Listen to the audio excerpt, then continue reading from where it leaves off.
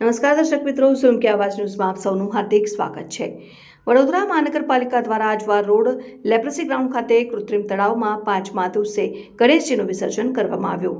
Reporter તૌફિક મહેમાન, zoom કે આવાજ ન્યૂઝ વડોદરા। છે અને આજે વિસર્જન કરવામાં આવ્યું છે। કયા કૃત્રિમ તળાવમાં વિસર્જન કરવામાં આવી રહ્યું છે? સિંગ ગ્રાઉન્ડ છે, આપણે તળાવ છે, સદા સ્ટેટ ની સામે છે, એના માટે વિસર્જન કરવામાં આવે છે અને સેવામાં છે।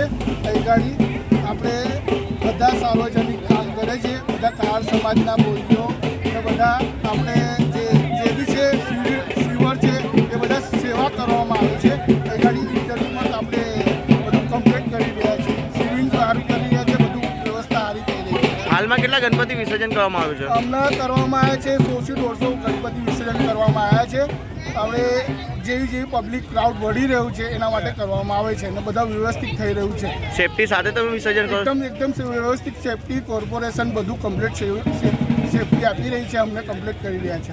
આપનું નામ? અનિલ કહાર।